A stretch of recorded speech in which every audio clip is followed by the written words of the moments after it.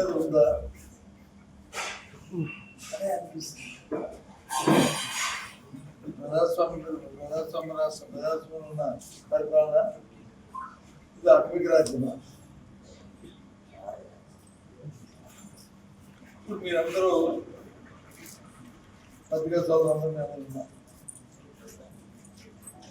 ఎప్పుడైనా గత 30 సంవత్సరాల్లో 30 సంవత్సరాలు జరిగినాయి పెట్రోల్ బాంబులు యాసిడ్ బాంబులు అనేది ఎక్కడ ఈ సంస్కృతి చూస్తామన్నా.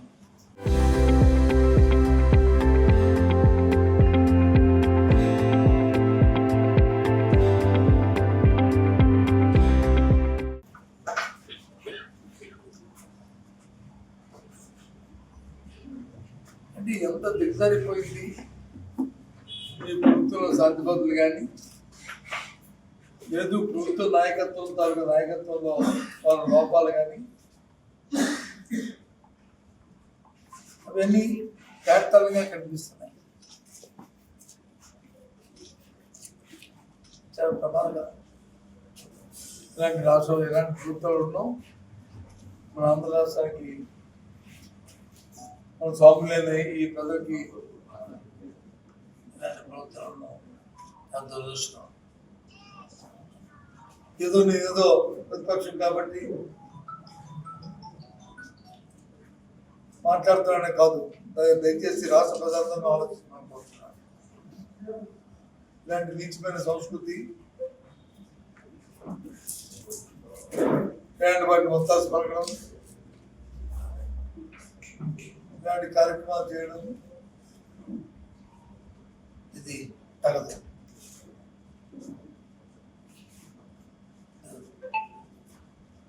ఎవరున్నప్పటికీ చంద్రబాబు నాయుడు గారు వస్తారు ఏంటి ఏం చేద్దాం అనుకుంటున్నాం ఈ రాష్ట్రాన్ని?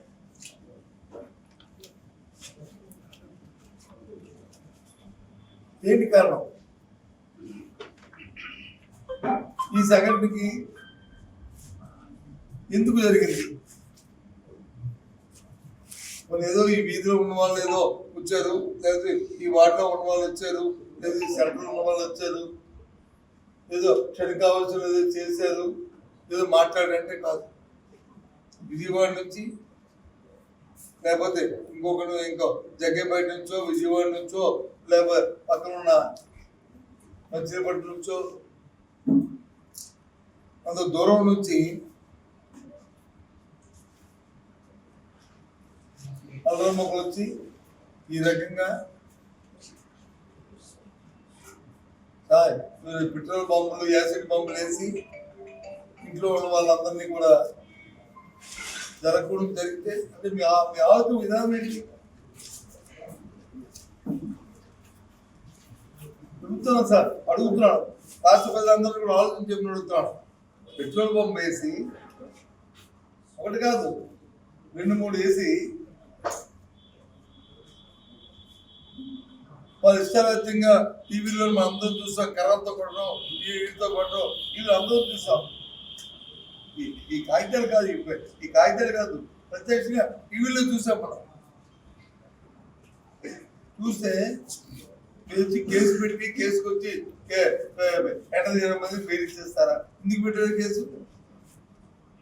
ఏం కేసు పెడతారు? పెట్రోల్ బాంబు వేస్తే కేసు ఏం పెడతారు?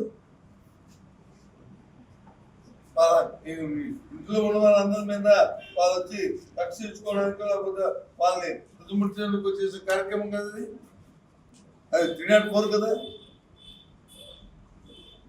304 సెక్షన్ ఎందుకు పెట్టింది మీరు దాంట్లో? కారణం ఏంటి? ఏదో ముక్కుపుడిగా ఏదో రేపు కోర్టులో పెడతారు కాబట్టి అది చెప్పడానికి ఏంటిది? ఏం చంద్రబాబు నాయుడు గారు అది గొప్పగా చెప్తారు కదా, ప్రజాస్వామ్యం పరిరక్షిస్తుంది, భారతదేశం ప్రజాస్వామ్యానికి ఒక పునాది, ఒక తల్లి లాంటిదని అక్కడ మోడీ గారు చెప్తారు కదా. అక్కడ నుంచి ఏం చేస్తారు భారతీయ జనతా పార్టీ నాయకులు?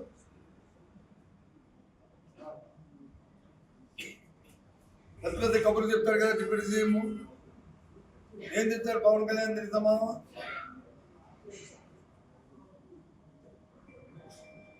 చాలా తప్పు. ఇవన్నీ క్షమించడానికి సందర్భం సమయం దానికి ఎందుకోసము దేనికోసము పెరిగిందంటే ఏం లేదు, తలలేదు తొక్కలేదు. ఎందుకు మా జోగింటి మీద వచ్చి మొట్టమొదటి దాడి జరిగింది?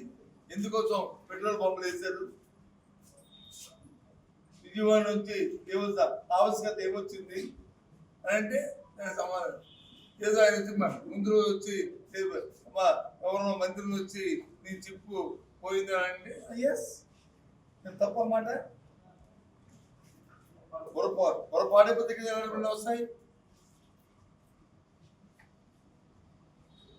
ఇంకెందుకైనా కోల్పోతే కదా ఇలాంటి కార్యక్రమాలు వస్తాయి. ఆ జ్ఞానం ఉంటే ఎందుకు చూస్తాయి? మీ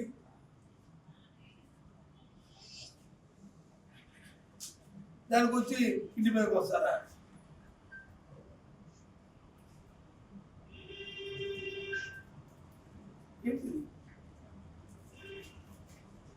ఎంతవరకైనా సరే దీనికోసం పోరాటం చేస్తాం. సరే చట్టాల్లో దాన్ని చట్టపరంగా దీని మీద ఆలోచన చేస్తాం, కానీ రాజకీయ పరంగా ఇచ్చారు తప్పు.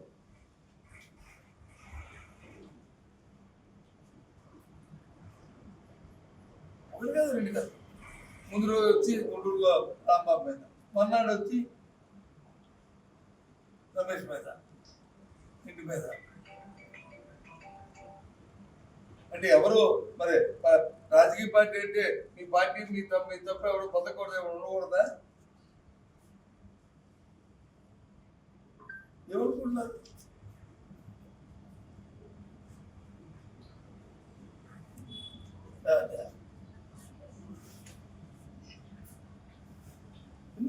ఎన్నో సందర్భాల్లో చూసాం. ఏ సందర్భంలో ఇలాంటి సంఘటనలు చూడలే. చాలా దురదృష్టం. సంఘటన పూర్తిగా తీవ్రంగా ఖండిస్తున్నాం. దీన్ని చట్టపరంగా ఏ రకంగా వాళ్ళకి శిక్షణ పడాలో ఏం చేయాలో చట్టపరంగా మేము చూసుకుంటాం. కానీ రాజకీయ పరంగా ఇలాంటి సంఘటనల పట్ల మాత్రం రాష్ట్ర ప్రజలందరూ కూడా అప్రమత్తంగా ఉండాలనుకుంటున్నాను.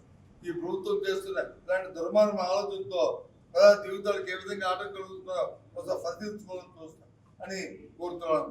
రాష్ట్ర ప్రజలందరినీ కూడా ఇలాంటి దుర్మార్గులకి మీరు అధికారం కట్టబెట్టిన తర్వాత ఇలాంటి కార్యక్రమం ఏం జరిగాయో ఆలోచించుకుని కోరుతున్నాను. ఇది న్యాయమని అడుగుతున్నాను, ఈ ధర్మాన్ని అడుగుతున్నాను.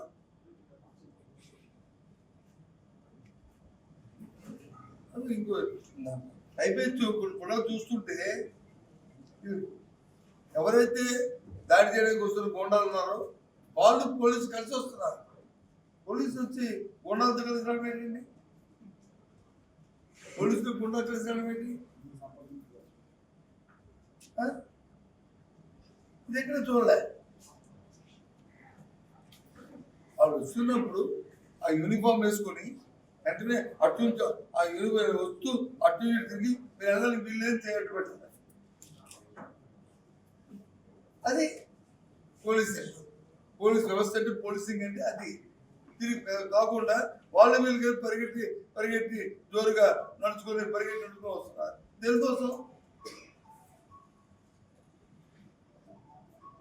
అంటే మీరు చేయండి. ఒకవేళ ఏమైనా అక్కడ ఏమైనా మళ్ళీ తిరుగుబాటు వస్తే మీకు మేము ఎస్కార్ట్ ఉన్నామని చెప్పడానికి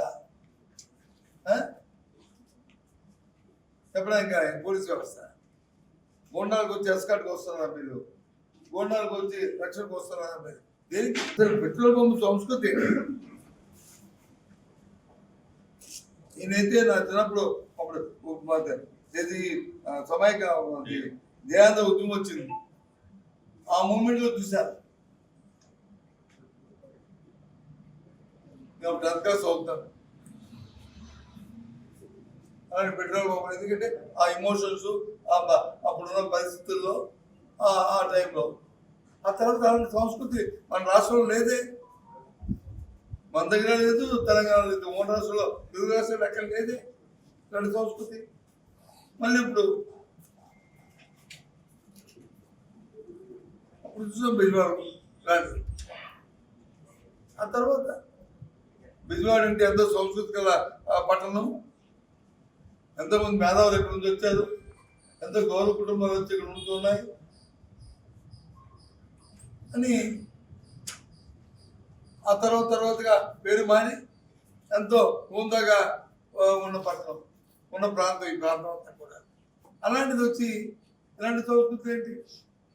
మళ్ళీ పూర్వ సంస్కృతి తీసుకొస్తున్నాం అనేది ఈ రాష్ట్రంలో ఈ ప్రాంతాలకు వచ్చి ఆ చెడ్డపై నాపాదిద్దామని ప్రయత్నం చేస్తున్నాం చంద్రబాబు నాయుడు.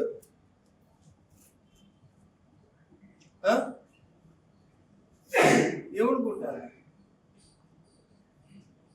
ఏదో మీరు వచ్చి ఇలాగా తాటా చంపులు కుద్దరు పెరుగుతాయన్నట్టుగా బెదిరించి చేద్దాం అనుకుంటే వైసీపీ పార్టీ బెదరుతుంది.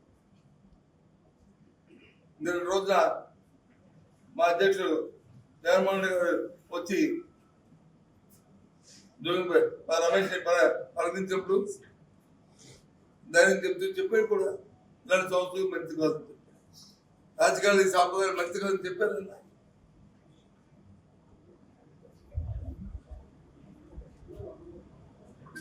ఏదైనా ఒక తప్పు చేస్తాడు, ఆ తప్పు డైవర్షన్కి వచ్చి ఏదో ఒకటి తప్పు డైవర్షన్ 100 ఉంటాయి. ఈ కొట్టాట్ల ఈ పెట్రోల్ బాంబుల లేదా యాసిడ్ బాంబుల ఇదా డైవర్షన్ చచ్చా. ఏమైంది మీ ఇంగిది కదా నేను అడుగుతున్నాను.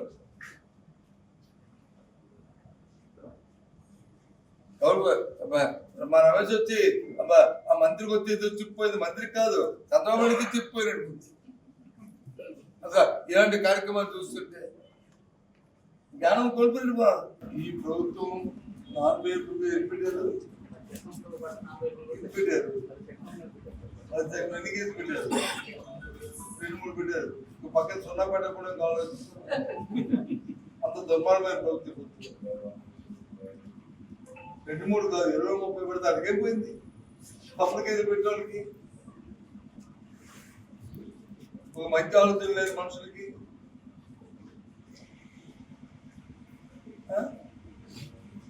ఏం అందుకే చెప్తా కదా నేను చట్టపరంగా ఎదుర్కొంటాం. అంతేగాని దే అనుకుని వాళ్ళ ముందు వాళ్ళ ముందు మోకెళ్తాం అనుకుంటే పొరపాటు.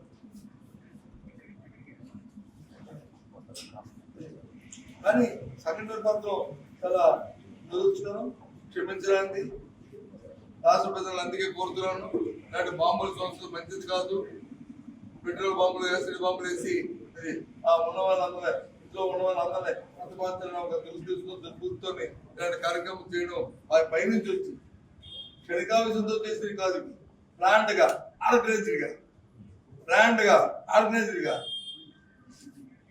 ఇది ఈ సంస్థలు మంచిది కాదు. పోలీసు వ్యవస్థ నిర్వహణ అయిపోయింది. రాష్ట్రంలో ఎక్కడ శాంతి భద్రతలు లేవు. చాలా దురదృష్టం కాదు. మరిన్ని దాడులు జరిగితే చూస్తూ ఊరుకుంటాం అనుకున్నాను. తిరుపతి 7 కొండల నుంచి 2 కొండలే ఉండాలనే సంస్కృతి నుంచి ఈ పార్టీ వచ్చింది, వాళ్ళు నాశనం అయిపోతారని చెప్పేసి పవన్ కళ్యాణ్ గారు అన్నారు. చెప్తారు కదా ఆయన ఏం మాట్లాడాడు ఆయన తెలుసుకుంటే ఆయన తెలుస్తుంది. ఆయన ఏం మాట్లాడాడు, ఆయన సనాతన ధర్మయుడు, ఆయన ధర్మయుడు ఆయన తెలుసుకుంటే ఆయన మాట్లాడితే తెలుస్తుంది. పవన్ కళ్యాణ్ తెలియకుండా ఏదో ఎవరికి ఇప్పుడు చదువుకుంటే నాకు అన్ని తెలుసుకుంటే ఎలాగవుతుంది? ఎన్నికల ముందు ఏం మాటలు చెప్పాడు, ఎన్నికలైన తర్వాత ఇప్పుడు ఏం జరుగుతుంది రాష్ట్రంలో? ఎంతమంది రోజు ఆడపిల్లలకి ఆత్మహత్యలు జరుగుతున్నాయి, ఎంతమంది మానవంగా జరుగుతున్నాయి, ఎంతమంది వాళ్ళ ఎమ్మెల్యేలు వచ్చి ఇన్వాల్వ్ అవుతున్నారు, ఎంతమందిని మీరు కప్పించగలుగుతున్నారు? ఇవన్నీ మళ్ళీ ఇష్యూని డైవర్ట్ చేయడానికి మళ్ళీ అవుతుంది కాదు కదా. ప్రభుత్వం అంటే 10 మంది హర్షించేది ప్రభుత్వం, అంతేగాని ప్రభుత్వం అంటే ఏది చూపెట్టేది ప్రభుత్వం కాదు. దయచేసి అది తెలుసుకోవాలి. ఇంకా అలాగే తప్పు చేస్తే మీరు శిక్షణ ఎవడతాడు? ప్రభుత్వం మీ చేత ఉంది కదా.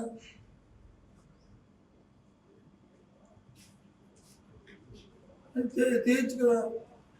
ప్రభుత్వం ముందు చట్టం ముందు దోషులు నిలబడచ్చు కదా. లేకుంటే దేనికోసం ఇది? మా ఊరిలో సామెత ఉంది, మా ఆడలేకంట మధ్యలో సరిగ్గా వాయించలేదని చెప్తున్నాడు. ఇప్పుడు ఎవరుందంటే ఆయన చెప్పిందే వేదం, నేను ఒక మహాపురుషుని వశిష్ఠ మహర్షిని. కాబట్టి చంద్రబాబు నాయుడు గారు అనుకుంటే ఏమంటే నేను ఒక వశిష్ఠ మహర్షిని లేదా ఒక విశ్వామిత్రుని, నేను చెప్పిందే వేదం, నేను చెప్పిందే నిజం, మిగతా అంతా అబద్ధాలు. ఏంటి కర్మ? మీరు వశిష్ఠులో విశ్వామిత్రులో అందరికి తెలుసు, ఈ రాష్ట్రపతి అందరికీ. సరే మా సందర్భం ప్రకారం మీ చెప్తున్న మాటను ఒకసారి నమ్మి మోసపోవడానికి వచ్చిన దౌర్భాగ్య పరిస్థితి. ఏ పడుతున్నారో వీధుల్లోకి వెళ్తే తెలుస్తుంది, ఊళ్ళోకి వెళ్తే తెలుస్తుంది, సామాన్య ప్రజలు ఎంత ఇబ్బంది పడుతున్నారు. కనీసం ఎరువులు కొనుక్కోవడానికి ఒక యూరియా బస్తా కూడా దొరకని పరిస్థితి తీసుకొచ్చి దౌర్భాగ్యమైన ప్రభుత్వం. చదువుకుందాం అంటే ఫీజు రీయింబర్స్మెంట్ పరిస్థితి ప్రభుత్వం. డబ్బు చేస్తే హాస్పిటల్కి వెళ్తే దిక్కుమాల పరిస్థితులు ప్రభుత్వం. గ్రామాలలో మహిళలు వచ్చి ఎంతవరకు 0 వడ్డీ ఇచ్చారు, ఇప్పుడు 0 వడ్డీ లేక ఎంత ఇబ్బందులు పడుతున్నారో, వాళ్ళ అప్పులు పోలైపోయి మహిళలు ఎంత ఇబ్బంది పడుతున్నారో దిక్కుమాల పరిస్థితులు ఉన్న ఈ ప్రభుత్వం. ఒకటి కాదు, 2 కాదు, చెప్పి కమిటీ ఇచ్చివ్వండి ఫైండింగ్స్. ఎందుకు తలపోతుంది కదా, ఇంక యాక్సెప్ట్ కమిషన్ వాళ్ళు వీళ్ళు ఎందుకు? అల్లే కదా వేసింది, అతనికే చెప్పాడు. ఏం చెప్పాడు ఆయన? ప్రక్షాళన చేయడానికి సమన్వయాన్ని పెట్టాము అక్కడ. ఎన్డీబీ రిపోర్టు వస్తుంది, ఎన్డీఆర్ రిపోర్ట్లు వస్తున్నాయి. ఆ రిపోర్ట్ల ప్రకారము అన్నారు. తర్వాత ఇది ఏకపక్షంగా జరుగుతుంది అని కోర్టుకి వెళ్ళాడు. కోర్టు వచ్చి సిబిఐకి మంది రిపోర్ట్ జరగాలని, సిబిఐలో మళ్ళీ ఆంధ్రప్రదేశ్ ఇద్దరు ఆఫీసర్లు ఉన్నారు, అందరూ కలిసి ఇచ్చిన రిపోర్ట్ అది.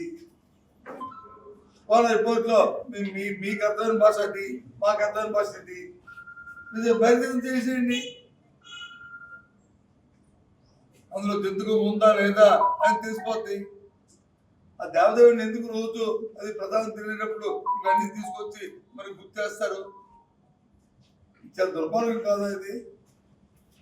దేవుడితో రాజకీయాలు చేయడం బాధ అనిపించట్లేదా? చర్చ అనిపించట్లేదా? మరి తిరిగి పైపెచ్చి ప్రవచనాలు మాట్లాడతారు. ఆ దేవుడు వచ్చి చూస్తాడు. మేము చెప్తున్నాం, ఎస్ మీరు చెప్పినట్టు చెప్తున్నాం. ఆ దేవుడు చూస్తాడు, దేవుడు పుట్టుకోలేడు. తప్పు చేస్తే, తప్పు మాట్లాడితే ఇవాళ కాదు రేపైనా దాన్ని శిక్షలు పిలుస్తారు. చంద్రబాబు నాయుడు గారు మీ కూటమి తప్పుడు ఆలోచించుకోండి, దేవుడి మీద రాజకీయాలు చేయకండి, ఆపండి. మీ దౌర్భాగ్యమైన ఆలోచనలు ఇలాంటి మాటలు ఆపండి దయచేసి, రిక్వెస్ట్ చేస్తున్నాం. ఎందుకు ఇది? ఏమంటే చేయండి, ఎవరుతున్నారు? చట్టానికి ఎంతో తీసుకోవాలి, చట్టం దానిపై తీసుకోపోతే చేయండి, ఎవరుతున్నారు? ఇప్పుడు జరిగింది జోక్ మీద మా రమేష్ మీద వచ్చి మీరు దాడి చేశారు, కేసు ఏం పెట్టారు? బెయిల్ సెక్షన్తో కేసు పెట్టారు, 20 మంది బెయిల్ ఇచ్చారు. ధర్మ నేనేం చెప్తాను? తీర్చుకుంటాం కోర్టులో చెప్తున్నాం. అక్కడ ఎంతవరకు వెళ్ళి సరే వాళ్ళ శిక్షలు పడే వరకు వదలమని చెప్తున్నాం. ప్రత్యక్షంగా ఉన్నాయి కదా పడవలు, అది తప్పు. నువ్వు ఎప్పుడు చేయకూడదు అలాంటివి. వెంటనే దాన్ని అరికెట్టినప్పుడే అది పడత్వం అంటే, నాయకత్వం అంటే. నేను క్షమించను, కేసు పెట్టండి నేను చెప్పి బెయిల్ సెక్షన్ పెడతావా? 304 సెక్షన్ ఏమైంది? పెట్రోల్ పంప్ ఇస్తే దేనికి ఇస్తారు? దానివల్ల వచ్చే రియాక్షన్ ఏంటి? ఎవరికి ఏదైతే ప్రాణం పోవలసిందే కదా. అంటే మీ ఆలోచన ధోరణి ఏంటి?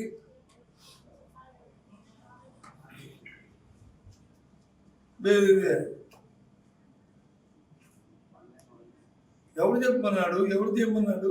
అసలు ఈ ప్రభుత్వానికి కదా ఆలోచన ఉందా? ఇదంతా డైవర్సిటీ. ఏదో తప్పు మాట్లాడాడు, రైట్ మాట్లాడాడు, ఏదో కల్తీ ఉందని. అతను వేసిన సిట్టే, అతను వేసిన సిబిఐ, అతను వేసిన అధికారులే, అతను వేసిన ఈఓఏ కాదు, అందులో ఏమి లేదు, అన్వెల్మెంట్ లేదని వాళ్ళు చెప్పారు.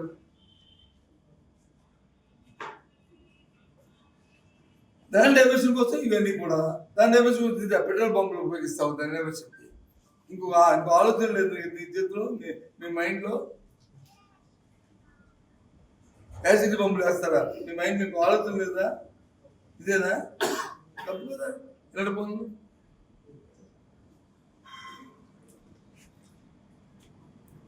లేదు. ఇవాళ కొన్ని పత్రికల్లో చూశాను నేను. ఆ చిట్టాలు చెప్పలేదు, వైసీపీ సరే చిట్టాలు చెప్పలేదు. కొన్ని చిట్టి ఏం చెప్పిందో అది మీరు పత్రికలో వేసి రాసి వచ్చు కదా. ఎవడొద్దాడు?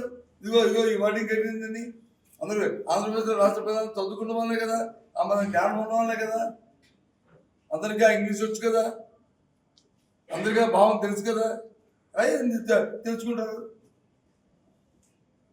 అదేమి సీక్రెట్ డాక్యుమెంట్ కాదు కదా, కోర్టులో సబ్మిట్ చేసిందే కదా.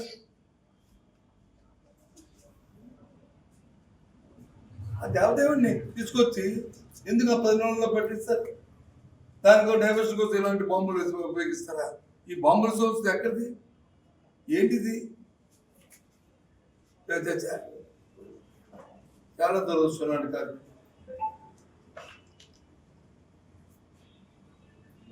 సమయం పాటించండి. అదే మా రమేష్ చెప్పారు. రమేష్ చాలా జరగకూడదు జరిగింది. నువ్వు చాలా బాధపడుతున్నావు తెలుసు. నిన్న అందుకే కావడానికి వచ్చాను, చూడడానికి వచ్చాను. కానీ రాజకీయాల్లో వచ్చి రివైంది మంచిది కాదు. రిలైజ్ చేసి ఉండాలి. నువ్వు దయచేసి మనసులో పెట్టుకోకు. వాళ్ళకంటే బుద్ధి లేదు, వాళ్ళకంటే జ్ఞానం లేదు, వాళ్ళకంటే ఒక క్రిమినల్ ఆలోచనతో క్రిమినల్ యాటిట్యూడ్తో వచ్చారు. కానీ నువ్వు నీ బుర్రలో మాత్రం అలాంటి పెట్టుకోకు, బాధపడకు, తీసే దేవుడు చూసుకుందాం. ప్రజలతో మమ్మకమై మళ్ళీ ఆలోచించుకుందాం అని చెప్పి చెప్పారు. ఎందుకు ఏంటి? కాబట్టి ఖండిస్తున్నాం. ఈ ప్రభుత్వం చేసిన దుర్మార్గమైన కార్యక్రమం ఇది. దీనికి క్షమాపణ లేదు. దీన్ని ఏం జరుగుతుందో కార్యక్రమాన్ని మేము ఒక కోర్టులోనే న్యాయస్థానంలో తేల్చుకుంటాం. ఎంతవరకు అయినా సరే దీని మీద వెళ్తాం. ఎవరైతే చేశారో వాళ్ళందరికీ ప్రభుత్వం అనగా ఇది తెలుసు మాకు. కానీ కోర్టు ద్వారా వాళ్ళకి చర్చించే పరిస్థితి చేస్తామని చెప్పి ఈ ద్వారా చెప్తున్నాం. రాష్ట్ర ప్రజలందరినీ కోరుతున్నాను. ఇలాంటి దుర్మార్గమైన ఆలోచనలు ప్రభుత్వాలు ఉండడం చాలా ప్రమాదకరం. ప్రభుత్వం అంటే తర్వాత మా భేదం లేకుండా ప్రతి ఒక్కరి తాలూకా మాన ప్రాణాలు రక్షించవలసిన బాధ్యత ఆ ప్రభుత్వానికి. కానీ ఈ ప్రభుత్వానికి ఆ ఆలోచన కానీ, ఆ కోణం కానీ, ఆ దృక్పథం కానీ లేదు. దయచేసి రాష్ట్ర ప్రజలందరూ దీన్ని బాగా ఆలోచించుకోవాలని కోరుతున్నాను. ఇవాళ రమేష్ అవుతాడు, రేపు ఇంకోలు అవుతారు. ఇలాంటి వాటిని ప్రోత్సహించడానికి వీల్లేదు. ఈ ప్రభుత్వం చేసిన ఈ దుస్థితిని ఖండిస్తున్నాం. Local to global news at your finger tips. మీ చేతిలో ఒక ఆయుధం. డౌన్లోడ్ రా TV app. Media legend Ravi Prakash is back.